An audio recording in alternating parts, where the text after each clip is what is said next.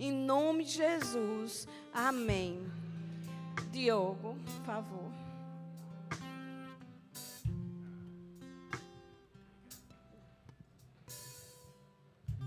Aleluia, boa noite, meus irmãos. Vocês estão bem? Estão felizes? Enquanto eu estava vindo aqui para o culto hoje, fica de pé que a gente vai orar um pouquinho ainda.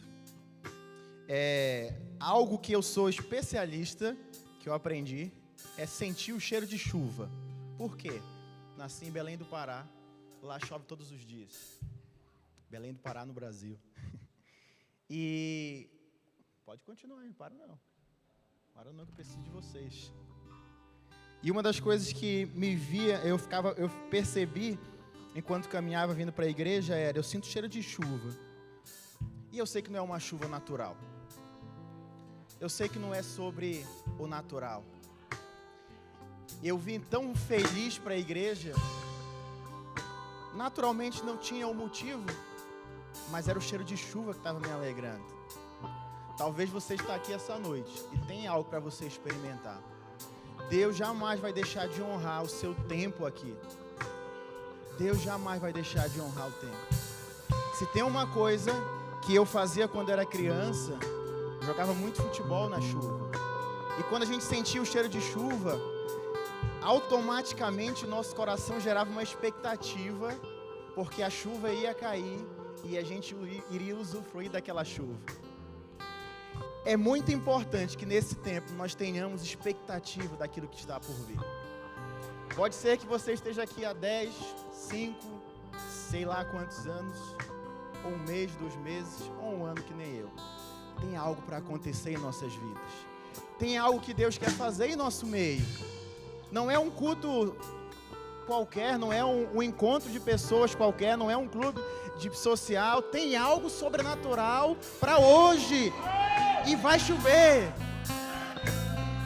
A sua expectativa, eu peço que você feche os seus olhos agora.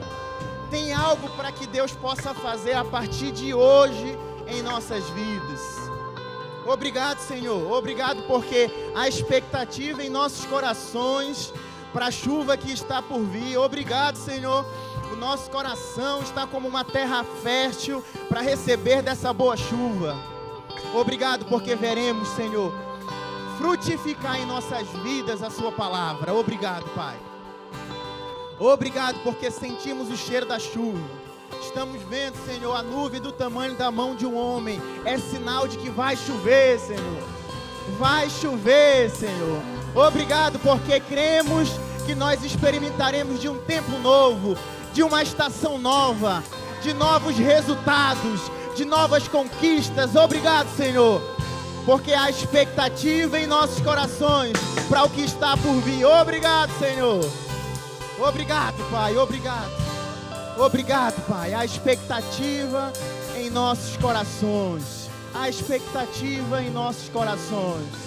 Obrigado, Pai. Obrigado. Pode ser que lá atrás você tenha deixado de lado sonhos e desejos. Permaneça com os olhos fechados. Pode ser que no passado aquilo que você sonhava, você olha para os tempos de hoje e pensa, jamais vai acontecer. Irmãos, quando a chuva cai, ela faz as coisas frutificarem. Se torne uma terra fértil, uma terra com expectativa da chuva, porque o Senhor, no momento certo, no momento oportuno, derramará dessa chuva e você verá os brotos, você verá os frutos crescendo. Só podia ser Deus. Só podia ser Deus. Irmãos, nós não nos movemos pelo que vemos.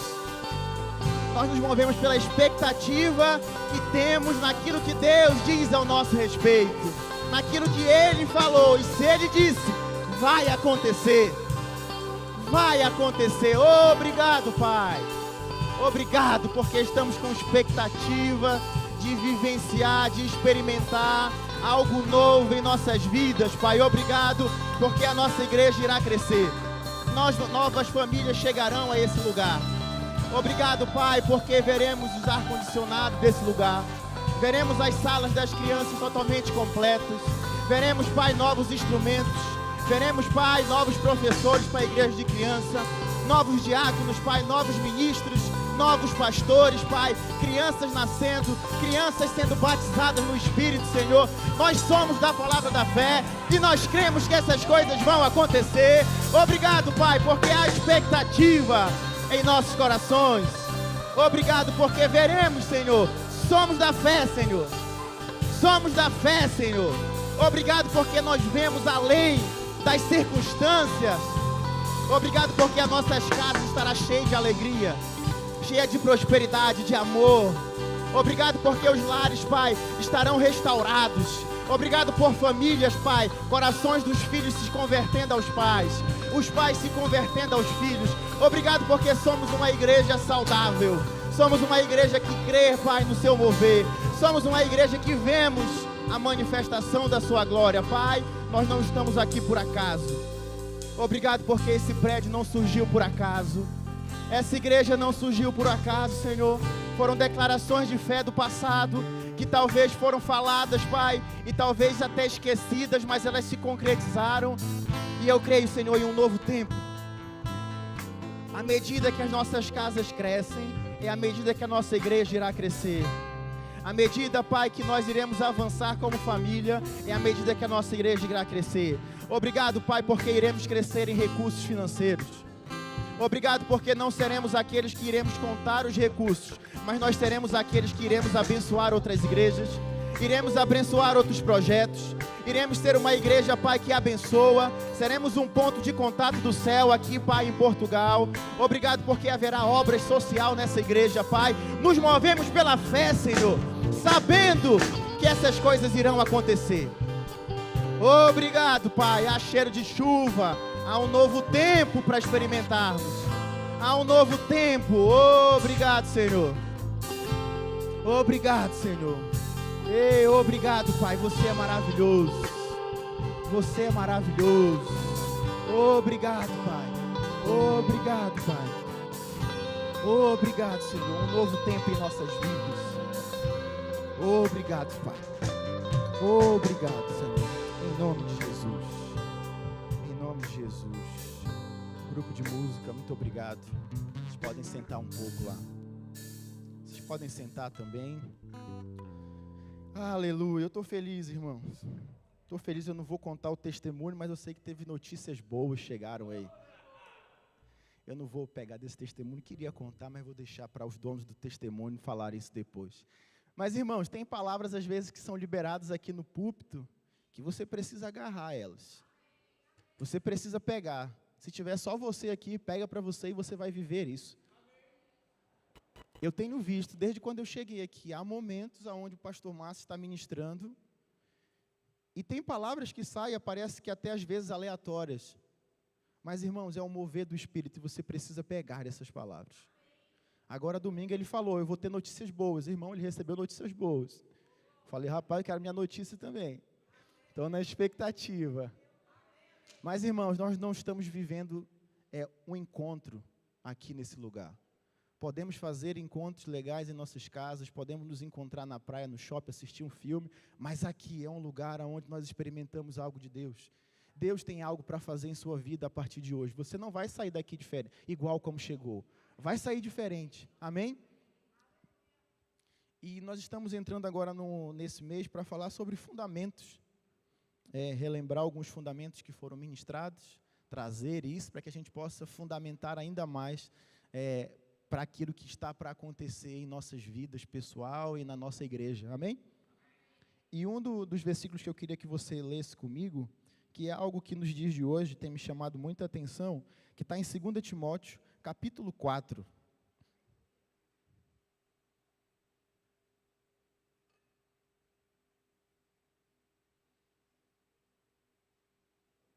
Ô, Rafa, pode colocar a...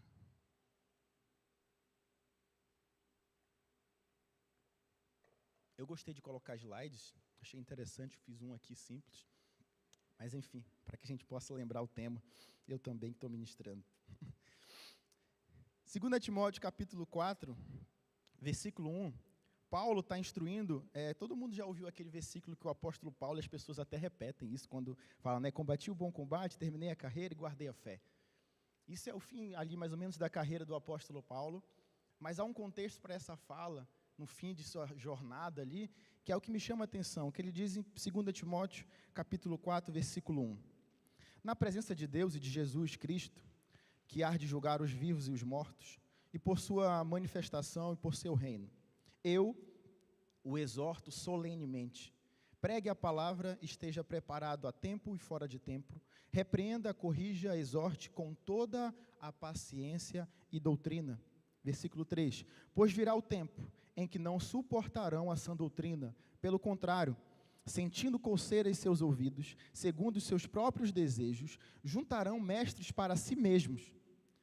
Eles se recusarão a dar ouvidos à verdade, voltando-se para os mitos. Vocês, porém, sejam sóbrios em tudo, suportando o sofrimento, façam a obra de um evangelista, cumpra plenamente o seu ministério. Versículo 6, eu já estou sendo derramado como oferta de bebida, estou próximo do tempo da minha partida.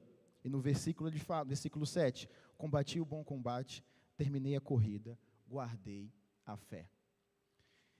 Esse versículo aqui foi escrito há muito tempo atrás, no fim daquilo que o apóstolo Paulo estava vivendo, mas ele é muito atual.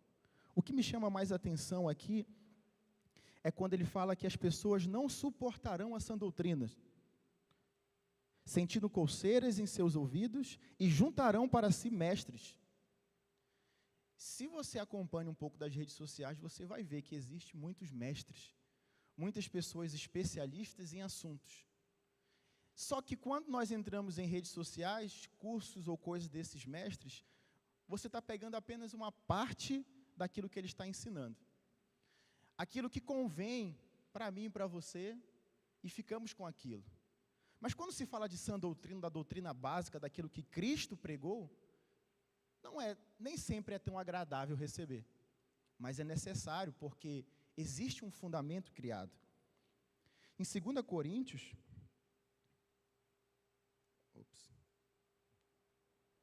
1 Coríntios capítulo 3, eu estava lendo aqui, que inclusive é um dos temas desses fundamentos, que é 1 Coríntios capítulo 3, versículo 11, diz o seguinte: porque ninguém pode colocar outro alicerce além do que está posto, que é Jesus Cristo.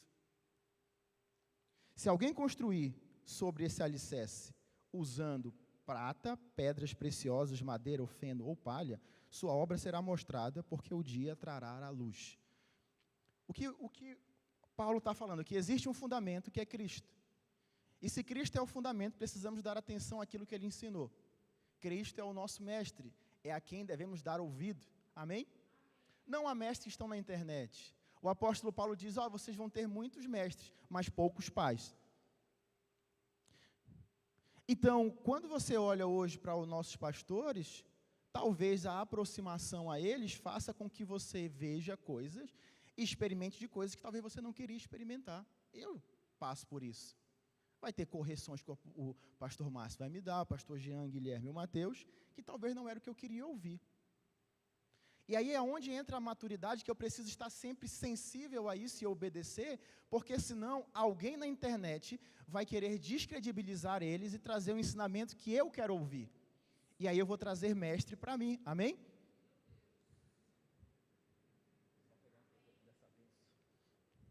Então eu preciso sempre estar atento a isso. Não pegou no microfone não, né? Eu preciso estar sempre atento a isso, porque existe um fundamento que precisa ser construído em nossas vidas. Rafa, passa o próximo slide para mim. O autor em Hebreus vai falar sobre esse versículo específico, falando para os hebreus, quero contextualizar vocês sobre isso. O autor em Hebreus está combatendo, naquele contexto, naquele momento, a falta de disciplina em obedecer a sã doutrina. Então, o que ele está escrevendo é para pessoas que estavam querendo voltar às suas práticas antigas, querendo viver aquilo que elas viviam no judaísmo e outras religiões que elas tinham na época. Então, o autor em Hebreus escreve, Hebreus capítulo 6, versículo 1, você pode ler comigo que está aqui, por isso, deixando os princípios elementares da doutrina de Cristo, avancemos para aquilo que é perfeito, não lançando de novo a base do arrependimento de obras mortas, da fé em Deus do ensino de batismos, da imposição de mãos, ressurreição dos mortos e juízo eterno. Isso faremos, se Deus o permitir. O autor em Hebreus está falando, eu não quero mais lançar aquilo que é fundamento para vocês. Eu preciso levar vocês aquilo que é perfeito, a uma maturidade. Mas o fundamento precisa sempre estar fundamentado. Se você olhar esse púlpito aqui, talvez você veja só a parte bonita dele. Mas se você der a volta ali por trás, tem um buraco e você vai ver todo o fundamento dele sendo criado ali. As estruturas que seguram para que as pessoas possam ser conduzidas aqui. Se eu não cuidar do fundamento, se passar algum bicho ou alguma coisa ali e começar a corroer, a destruir aquela madeira, pode ser que alguém se machuque aqui. Então eu preciso recorrentemente olhar para o fundamento a qual eu criei. Porque senão eu vou criar sempre mestres para mim. Então aqui existe uma base de 6 princípios elementares daquilo que é a doutrina de Cristo. Que ele vai falar de arrependimento de obras mortas, de fé em Deus, ensino de batismos, imposição de mãos, ressurreição dos mortos e juízo eterno. Rafa, passa o próximo slide para mim. Teve algo que eu percebi nesse padrão, que daqueles 6 princípios, de Hebreus capítulo 6, versículo 1, vai trazer algo sobre nosso passado, presente e futuro. Isso fala da nossa caminhada cristã. Aquilo que nós começamos e como nós iremos terminar. Tudo, o fim, depende do meio e do começo. Então, quando eu olho aqui e vejo arrependimento de obras mortas, eu estou falando de um princípio básico a qual o autor em Hebreus não queria nem sequer fundamentar naquele momento, porque já estava fundamentado. O que é arrependimento de obras mortas? É quando aceitamos a Cristo. Não temos hoje visitantes, então todos aqui que estão aqui, creio eu, que são cristãos, cristãos aceitaram a Jesus. Mas é quando nós nos arrependemos daquilo que fizemos, recebemos a Jesus como nosso Senhor e Salvador em nossas vidas. Então, há um arrependimento das obras mortas que no passado nós temos vergonha dela. A Bíblia chega a falar que nós devemos ter o ódio, devemos não nos aproximar do pecado mais. Isso está falando do nosso passado, fé em Deus. Eu só consigo aceitar a Cristo quando eu deposito a minha fé nele. Porque não há arrependimento sem fé, amém? Eu preciso crer em Cristo. Está falando do meu passado. Agora, isso aqui é para aqueles que ainda não receberam a Cristo. Uma vez que eu e você recebemos a Cristo, nós não podemos mais cair nesse lugar. E o que eu vejo quando as pessoas pegam mestres para si, elas estão sempre errando, pecando, achando que isso é comum e não se arrependendo mais. Sendo que isso era lá no início. Pecado continua sendo pecado e não vai mudar, mesmo que a tecnologia aumenta, mesmo que tenha inteligência artificial, tenha robô, seja lá o que for. Pecado é pecado e a consequência é no futuro. Porque pode ser que as pessoas hoje vivam na prática do pecado e acham que está tudo bem. Mas, irmão, não se trata só de aqui, se trata do futuro. Ressurreição dos mortos, juízo eterno, ela existe, vai acontecer. Essa aqui é a nossa linha do tempo, irmão. É sobre isso que nós devemos sempre fundamentar as nossas vidas. Então, quando eu erro, eu preciso me arrepender das minhas obras mortas. E eu preciso entender que a fé, ela vai estar em tudo. Por quê? Porque a fé é um estilo de vida.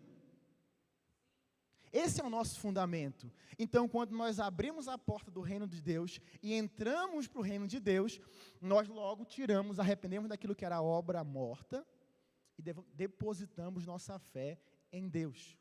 Entramos no reino de Deus. Agora, a partir de agora, não é só entrar. Existe o nosso presente, irmão. É o que vai acontecer agora, no próximo sábado, que é o batismo. Mas quando eu falo de batismos, a qual o autor em Hebreus está falando, volta rapidinho no slide anterior, Rafa. Ele está falando sobre batismos no plural. Ensino de batismos. Então, não é só apenas um batismo. Pode passar, Rafa. Ele está falando de basicamente 3 batismos, que é, a palavra batismo é você estar imerso em alguma coisa. É quando se eu pegar aqui alguma coisa, jogar aqui dentro desse recipiente, ele vai ficar imerso. Isso é o batismo. Quando aceitamos a Cristo, recebemos a Cristo como nosso Senhor e nosso Salvador, nós estamos agora imergindo nele, nós somos um só com Ele agora. Então, quando a pessoa vem aqui na frente, quer aceitar a Cristo, automaticamente a sua confissão faz com que ela seja colocada na videira que é Cristo. E aí agora ela é uma só com Cristo. É o primeiro batismo. O segundo batismo vem logo em seguida, a qual Filipe pregou ao eunuco, correndo atrás da carruagem, que fala no livro de Atos. Vai falar sobre o batismo nas águas. É a confissão pública. É você mostrando publicamente, tanto no reino natural, quanto no espiritual, a sua nova identidade. É a sua confissão pública. Por isso a importância do batismo nas águas. O pastor Márcio falou um pouco sobre isso no domingo. Se você quiser, você pode se aprofundar mais assistindo essa mensagem no YouTube. Amém? Então são basicamente o batismo em Cristo e o batismo nas águas que você precisa seguir. E o batismo no Espírito Santo com o revertimento de poder é quando você tem a evidência de falar em outras línguas. É a evidência disso. O apóstolo Jesus fala com seus apóstolos para que eles permaneçam em Jerusalém. E eu vou ler com você rapidamente sobre isso.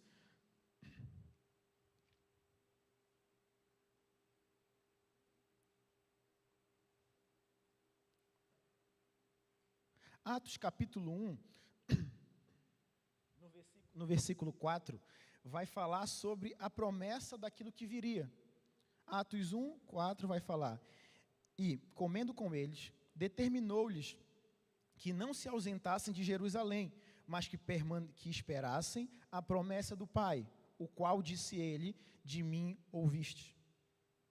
Porque João, na verdade, batizou com água, mas vos sereis batizados com o Espírito Santo, não muito depois desses dias, mas recebereis poder ao descer sobre vocês o Espírito Santo, e sereis minhas testemunhas. O batismo no Espírito Santo, com a evidência de falar em outras línguas, a evidência de que você foi agora batizado no Espírito Santo, te dá agora a capacidade de você ser uma testemunha dele. Amém? Atos 2, capítulo 1, vai falar sobre o cumprimento dessa promessa. Atos 2, capítulo 1 diz: ao cumprir-se o dia de Pentecostes, estavam todos reunidos no mesmo lugar. De repente veio do céu um som, como de um vento impetuoso, e encheu toda a casa onde estavam assentados. Apareceu-lhe distribuído entre eles línguas como se fosse de fogo, e pousou sobre cada um deles. Todos ficaram cheios do Espírito Santo e passaram a falar em outras línguas, segundo o Espírito Santo lhe concedia que falassem. Amém? Então, precisamos entender que batismos, tanto em Cristo como aceitar a Cristo, como o batismo nas águas e o batismo no Espírito Santo, faz parte da doutrina básica de Cristo. Não é doutrina verbo da vida, é doutrina daquilo que Cristo pregou. Amém?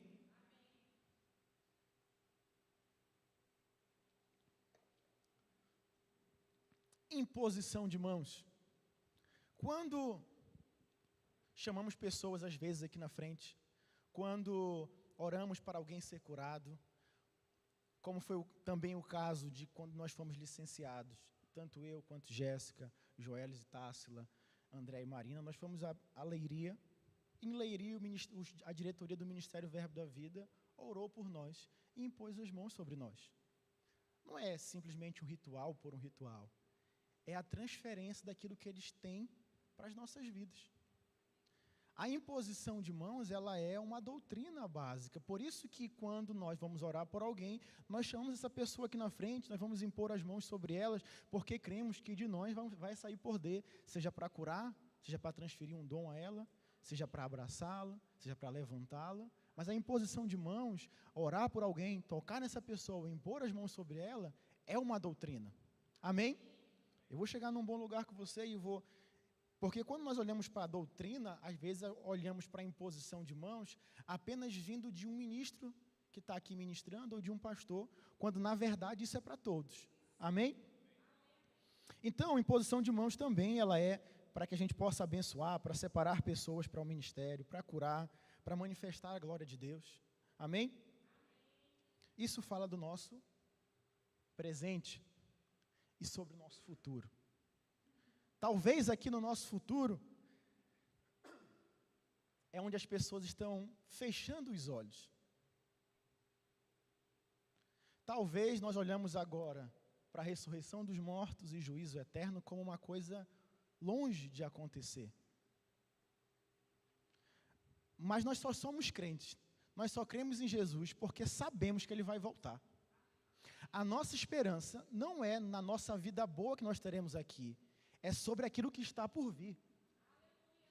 O apóstolo Paulo fala que se a nossa vida consiste apenas nesse mundo, nós somos os mais miseráveis dentre os homens. Se nós olharmos, se nós quisermos mestres para nós mesmos, basta você colocar no Instagram, na barra de pesquisa, motivação. Você vai encontrar muitos mestres ensinando você a ter uma vida boa aqui na terra, mas poucos falando sobre o juízo eterno e a ressurreição dos mortos. Porque, irmãos, só estamos aqui porque temos uma esperança de que um dia, no fechar dos nossos olhos, no soar da trombeta, nós estaremos frente a frente com Cristo. Nós estaremos no céu diante dele com um corpo incorruptível. É por isso que nós somos crentes. Não é para ter uma vida boa. Podemos ter, é maravilhoso. Iremos reinar em vida, mas não é sobre isso. E às vezes as pessoas estão se afastando do Evangelho porque querem ter uma vida boa, quando na verdade tem algo muito melhor para ela. A nossa vida aqui é apenas uma fração daquilo que nós iremos viver na eternidade com Ele. Mas se nós não nos atentarmos ao nosso passado, ao nosso presente, haverá consequências aqui. Porque se nós não andarmos correto, se nós não obedecermos a Cristo, se nós não vivermos a doutrina dele, pode ser que nós nos corrompemos no meio do processo. Essa é a nossa linha do tempo. E a partir dela, uma eternidade nos espera. Então as pessoas hoje estão perdendo a eternidade que esperam com Cristo por um pedaço do momento da existência. Irmãos, não vou conseguir entrar profundamente sobre ressurreição dos mortos e juízo eterno. Em um outro momento eu posso talvez entrar nesse assunto. Mas basicamente Jesus está voltando. E num piscar de olho, Ele vai nos arrebatar como igreja. E só vai subir aqueles que creem nele. Teremos um corpo incorruptível e ceiaremos com Ele. Passaremos 7 anos com Ele sendo julgado das nossas obras, recebendo o galardão que Ele vai nos dar por aquilo que nós fizemos a Ele. Amém? Seremos arrebatados, irmãos, mas o juízo eterno que está aqui é para aqueles que não acreditam em Cristo. É para aqueles que um dia debocharam ou até creram em Jesus, mas abandonaram a fé, naufragaram na fé. Irmão, não sejam desses. Como o apóstolo Paulo, na sua sabedoria fala, eles se recusarão a dar ouvidos à verdade, voltando-se para mitos. Vocês, porém, sejam sóbrios em tudo, suportando os sofrimentos e façam a obra de um evangelista. Quando nós aceitamos a Jesus, nos arrependemos das nossas obras. Quando nós temos automaticamente fé para exercer em Jesus, somos batizados. No batismo há uma identificação, uma nova identidade. E agora não recebemos mais imposição de mãos. Somos aqueles que vai impor as mãos nos enfermos, vai agir como um evangelista. Por quê? Porque o que nós iremos fazer no nosso presente determinará o nosso galardão no futuro. Porque se olharmos apenas para a nossa vida e falar, quero ser batizado, quero receber imposição de mãos, quero ser separado para o ministério, irmãos, isso é só a primeira parte, tem muitas outras coisas para acontecer. Então eu já passei pelo batismo, já recebi imposição de mãos, eu preciso agora colocar isso para fora, porque eu recebi algo. E agora, ao receber esse algo, eu preciso fazer com que pessoas possam ir para o arrependimento de obras mortas e elas terem fé em Deus. Então, a doutrina básica de Cristo, o fundamento a qual nós estamos fundamentados, é sobre essa linha do tempo aqui. Agora, não adianta nós estarmos hoje sendo batizados, impondo as mãos nos enfermos e andando em pecado. Não faz parte mais. Não faz parte. Naufragar na fé não faz parte. Já temos fé em Deus, é um estilo de vida nosso. Então, Oséias vai falar que o povo perecia por falta de conhecimento. Se você hoje não buscar conhecer mais a Deus, a doutrina dele, rápido você vai naufragar na fé, porque aqui 40, 30 minutos de ministração não vai fundamentar tanto você quanto você precisa. Aqui é apenas um lanche frio na semana, irmãos. Você precisa de alimento sólido e você precisa desejar o alimento sólido. Você não tem que esperar o domingo para que você abra a sua Bíblia e tente interpretá-la. O Espírito Santo habita em você, e você, ao abrir a sua Bíblia vai ter a mesma revelação que eu estou tendo aqui. Eu não sou especial, pastor Márcio não é especial, mas há um desejo naqueles que almejam o episcopado, aqueles que almejam o ministério, de conhecer mais a Deus. Esse é o diferencial. Então você precisa desejar conhecer a Deus. Não espere só o domingo, pelo amor de Deus. Não faça isso. Porque se você fizer isso, logo você vai naufragar na fé. E nesse meu tempo de crente, eu já vi muita gente boa naufragar na fé, simplesmente porque iam para os cultos, sentavam nas cadeiras, não faltavam nenhum culto, mas não comiam alimento sólido. Irmãos, na igreja não vai ter como. Porque a gente tem pessoas aqui sempre em rotatividade, pessoas novas chegando, que nem conhecem ainda a doutrina básica. E a gente vai estar sempre ministrando os fundamentos. E qual que é esse fundamento? É a base para que você chegue em casa e você tenha a sua própria interpretação daquilo que Deus está dizendo a você. Deus fala com você individualmente. Não é num culto de domingo só ou numa quarta-feira. Aqui simplesmente é para que você experimente daquilo que é coletivo, para que você experimente de palavras inspiradas que existem no coletivo. Você também sozinho não vai conseguir. Você precisa do coletivo, precisa estar congregando, precisa estar juntos daqueles que vão fazer você crescer ainda mais. Porque se você estiver pegando fogo no coletivo, irmãos, vai ser maravilhoso. Mas se você for uma brasa longe da fogueira, rápido você vai apagar. Eu me preocupo quando as pessoas não vêm ao domingo nos cultos. Eu sei, eu já tenho um ano aqui, já conheço quase todos. E quando eu não vejo alguém no culto de domingo, entristece meu coração, não porque ela não estava aqui, é porque ela está deixando o fogo apagar dentro dela. E chega um momento que nós, como liderança, não podemos fazer mais nada por essa pessoa, a não ser que ela venha para junto do fogo. O nosso coração sofre, entristece quando a gente vê pessoas assim. Mas aí tem momentos que a gente não pode fazer nada a não ser orar por essa pessoa. Mas, irmãos, ninguém é criança, as pessoas precisam se ajuntar ao fogo. E se você está aqui essa quarta-feira, você precisa estar junto do fogo. Você precisa sempre se aquecer. Porque uma vez que o seu fogo começa a baixar, é porque você está longe do coletivo. Agora, irmãos, imagina se todos nós, em nossas casas, ao decorrer da semana, pegamos as nossas Bíblias, começamos a ler, orar em outras línguas, declarar. Irmãos, como que seriam os nossos cultos de domingo? Às vezes as pessoas estão esperando do grupo de música, da mensagem, do ministro, que mova a igreja, quando na verdade não é sobre eles, é sobre como o fogo está na vida das pessoas. Porque a igreja não se trata de uma pessoa, se trata de um coletivo, daqueles que estão esperando o dia da volta de Jesus. Então, se você está aqui essa noite, você precisa fundamentar a sua vida.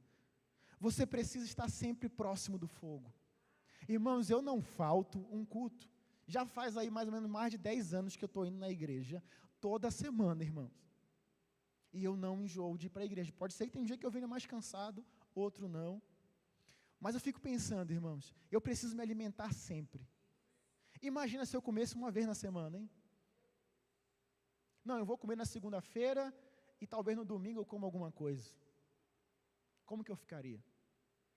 Agora, o alimento que eu comi na semana passada para hoje, ele já teve o efeito no meu corpo. Eu preciso me alimentar de novo. Se eu fosse somar a quantidade de comida que eu já comi nessa terra, seriam toneladas e toneladas. Mas elas não servem mais de nada para mim hoje. Eu poderia falar, não, mas eu já comi sei quantas toneladas de comida, para que eu vou comer hoje? Imagina, irmãos, é isso que as pessoas fazem na igreja. Já tenho 10 anos de crente, já tenho 20 anos de crente, conheço todos os versículos, para que eu vou para a igreja? Para que eu vou ler a Bíblia? Eu já sei o que está escrito, eu já sei o que o pastor vai pregar. Eu também sei o que eu vou almoçar amanhã, provavelmente é frango. E eu vou comer porque eu preciso, não é porque eu quero. Tem vezes que eu vou pegar um alimento bom, vou num restaurante, vai ser maravilhoso, comer aquela picanha. Mas tem dias que vai ser, irmão, uma sopa, alguma coisa que precisa. É assim, isso é ser igreja. Então, os nossos fundamentos estão aqui, irmãos. Isso determina o que nós iremos viver. A nossa linha do tempo. As pessoas hoje estão olhando para o presente e pensando, está tudo bem, posso pecar, posso viver a minha vida de qualquer jeito, posso deixar de ir à igreja, posso deixar de abençoar as pessoas, vou focar só no meu profissional, na minha vida, vou ganhar dinheiro, vou ficar rico. É a mais miserável dentre os homens. É a pessoa mais miserável que existe na terra. Não sou eu que estou falando, é o apóstolo Paulo. Se você quiser questioná-lo, se você for ao céu, você questione futuramente. Mas se a sua vida e a minha vida consiste simplesmente só nessa terra, somos os mais miseráveis dentre os homens. Irmãos, enquanto eu não morava na Europa, em Portugal, havia uma expectativa muito grande no meu coração. Quando eu cheguei aqui, tem coisas que estão comuns para mim. Mas eu não estou aqui em Portugal por causa da cidade. Eu não vim para cá para morar em Portugal porque é maravilhoso. Gosto, consequência. Eu vim para cá por um chamado de Deus. O que me espera na eternidade é muito maior. Aquilo que Cristo tem para mim é muito maior. Amém? Eu queria chamar o grupo de música para finalizar comigo, por favor. Você fique de pé também. Você pode ficar de pé, que eu tô. Fica de pé. Estou finalizando. Estou brincando, você pode dar aquela sensação ativada e eu finalizar.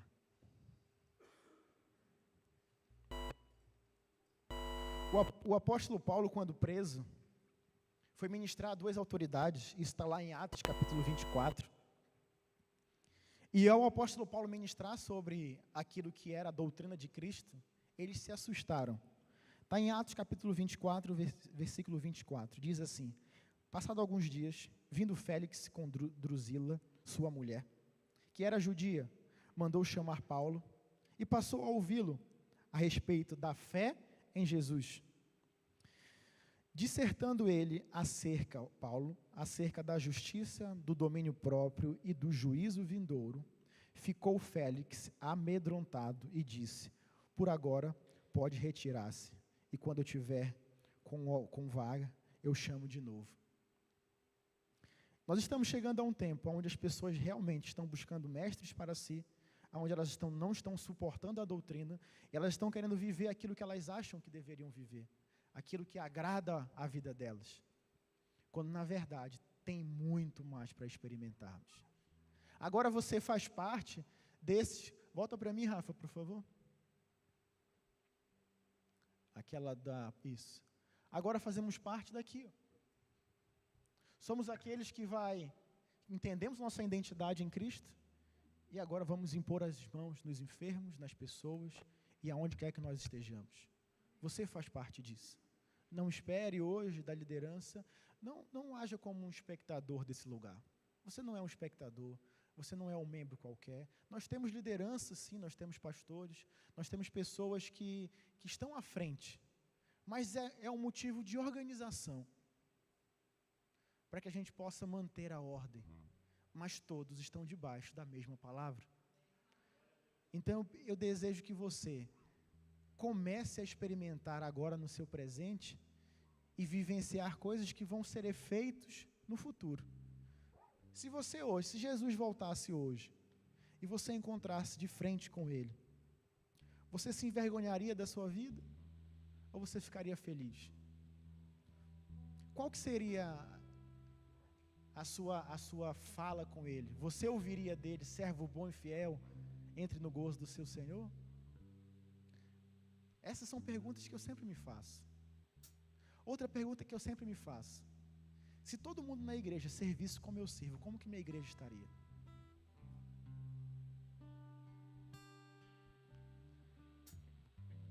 Como que estaria?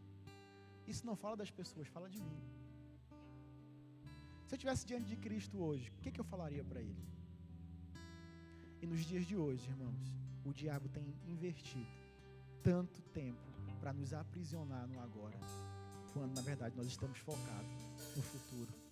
O apóstolo Paulo diz: fixando os olhos naquilo que nós não estamos vendo. Porque o que nós estamos vendo hoje é passageiro e transitório. Mas o que nós não estamos vendo, isso é eterno. Eu peço que você feche seus olhos agora. Pai, em nome de Jesus, queremos nos encontrar aprovados diante de você, Senhor.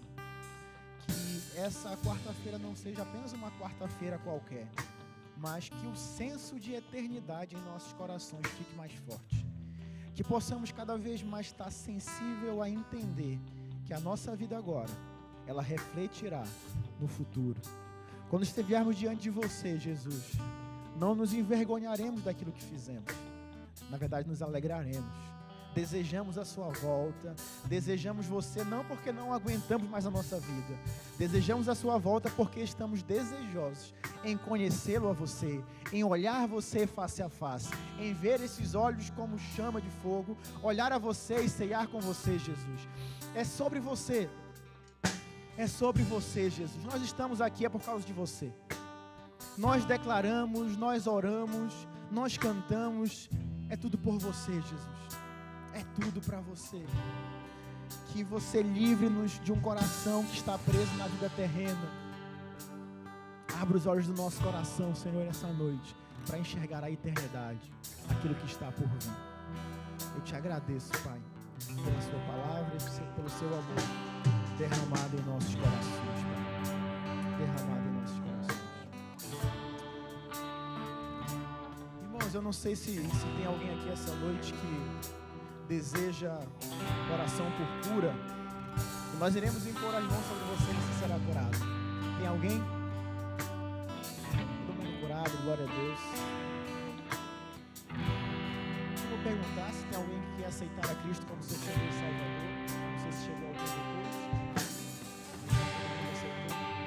Amém.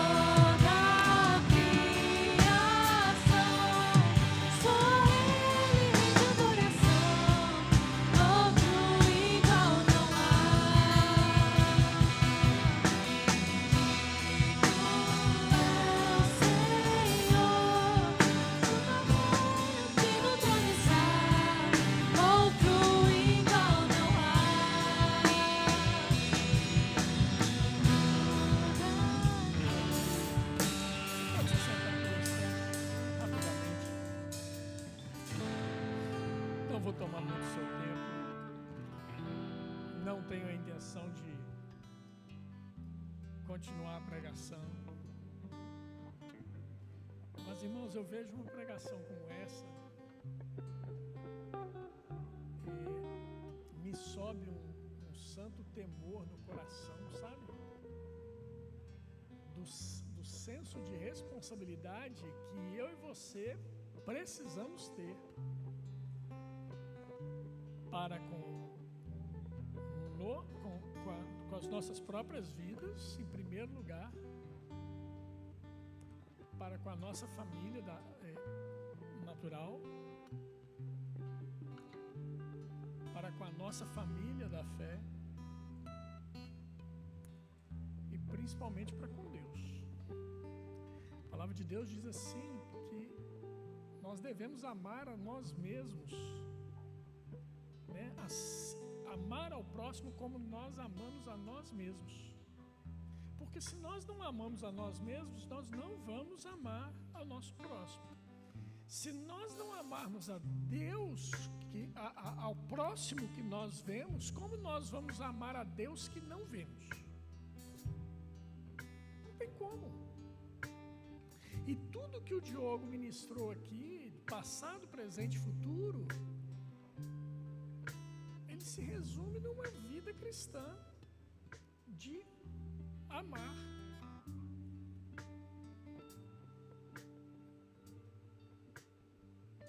O que o diabo tem feito hoje é destruir a mente das pessoas com a informação de que você precisa ficar só no seu mundinho. E nessa prisão de um único mundo seu, você se esquece do próximo.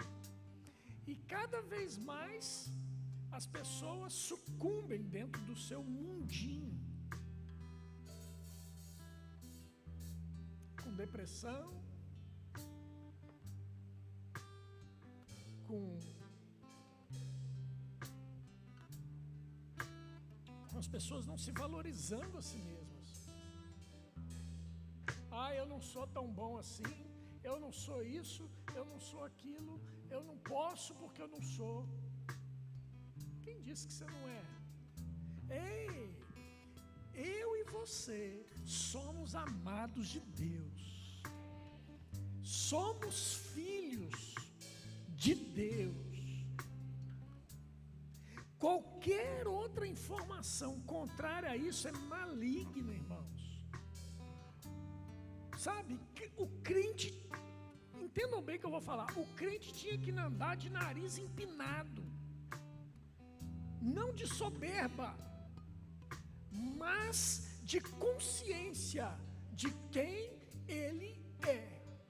Eu sou filho do rei, ninguém pode me tirar desse lugar que ele me colocou. Mas aí o que acontece? As informações vão chegando e nós vamos agarrando as informações de todos os lados e aceitando essas mentiras. Daí a pouco, eu não posso, eu não sou, eu não tenho, eu não presto, tudo meu dá errado, tudo meu é isso, onde estava Deus? Aí começa a transferir as responsabilidades, a culpa é da mulher, a culpa é do filho, a culpa é do pai, a culpa é do cachorro, a culpa é do gato e a culpa é de Deus. Quando na verdade, fugimos do braseiro. E sabe como é que a gente foge da brasa, Diogo? A gente foge da brasa aos poucos. A gente vai fugindo do fogo aos poucos. Um distanciamento. Não, aqui tá quente. Aqui também tá quente. Aqui está uma temperatura agradável. E aí, quanto mais eu me distancio, mais eu vou me esfriando, espiritualmente falando. E mais vou aceitando as informações do diabo na minha mente. Porque sem perceber, o distanciamento da cruz, o distanciamento da vida cristã, o distanciamento dos meus irmãos vai fazendo com que eu comece a absorver tudo aquilo que os mestres, para mim mesmo, me agradam. Ah, é tão bom, sabe? Não preciso estar lá na igreja todo domingo, eu tenho aqui. Eu tenho essa pessoa que está falando tudo que eu preciso. Precisa não, está falando tudo aquilo que você quer ouvir, não do que você precisa. E aí você vai distanciando, e vai esfriando, vai distanciando, e vai esfriando. Aí cada vez mais você está perto do diabo, sem perceber. Não é o seu caso, pode ser alguma. Foi só uma coincidência. Nem aquele toco ali é o diabo. Amém, irmãos? Nós precisamos, irmãos, voltar, como diz aquela canção, quero voltar ao início de tudo, encontrar-me contigo, Senhor. Quero rever meus conceitos, valores, eu quero reconstruir. Vou regressar ao caminho, vou ver as primeiras obras, Senhor. Arrependimento, irmão. Arrependimento e voltar para onde que nós nunca deveríamos ter saído, do primeiro amor. E o que é o primeiro amor?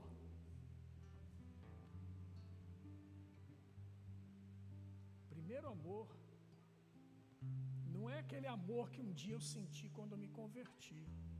O primeiro amor é o amor do tipo de Deus. Amém?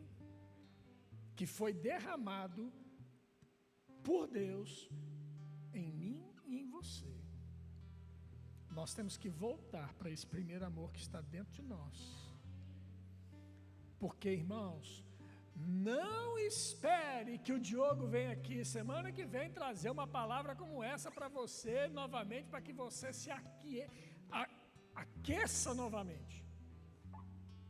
Não espere que o pastor venha aqui dar uma palavra para você se aquecer novamente. A obrigação de se aquecer é individual de cada um de nós. É eu que me aqueço, é eu que me afogueio, é eu o que, Elisiane? Sou eu, não é eu, é sou eu. Ela está me corrigindo aqui e eu não percebi. Obrigado pela correção. Sou eu quem me aqueço. Obrigado. É responsabilidade minha, irmãos. Responsabilidade minha de buscar o Senhor. É responsabilidade minha de desejar o fogo do Espírito. Responsabilidade minha de querer chegar aqui na igreja e ver as manifestações do poder de Deus acontecendo na minha vida e através da minha vida, através da sua vida, através da vida de cada um dos irmãos. É responsabilidade minha como indivíduo, é responsabilidade sua como indivíduo desejar as coisas do Espírito, desejar o fogo ardente do Espírito. Você sabe o que é avivamento? Quantos desejam avivamento aqui? Olha só, que beleza, glória a Deus. Então eu vou te falar o que é avivamento, e eu vou encerrar com isso, prometo. Avivamento é tornar à vida aquilo que estava morto. Você quer avivamento? Então é porque você está reconhecendo que você está morto.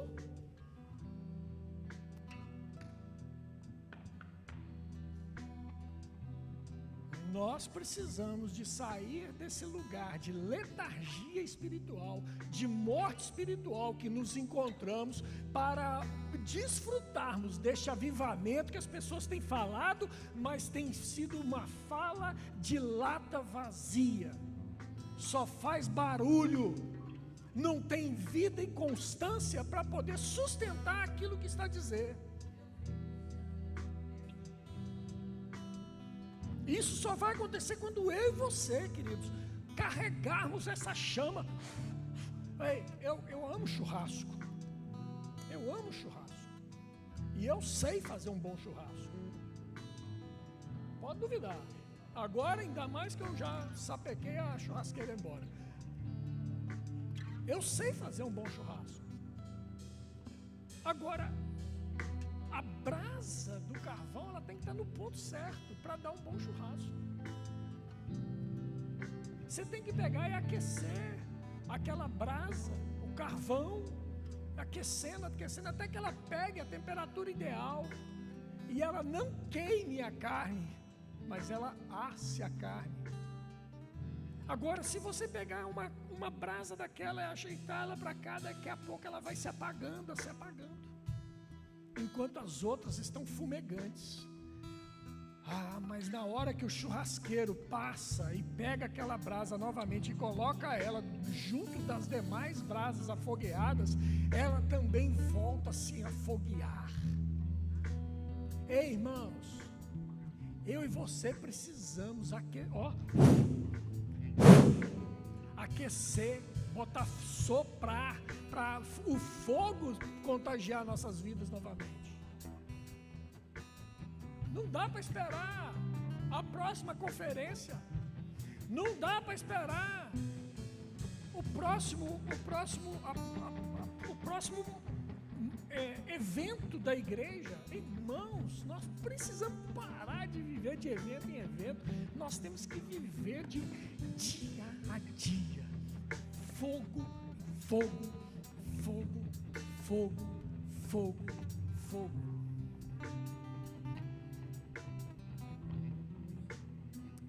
Amém, irmãos? Glória a Deus. Aproveitando ali que o fofoqueiro de plantão falou ali ele contou meia parte da bênção. Eu quero agradecer a quem estava aí orando por nós, né, para a documentação lá do apartamento sair.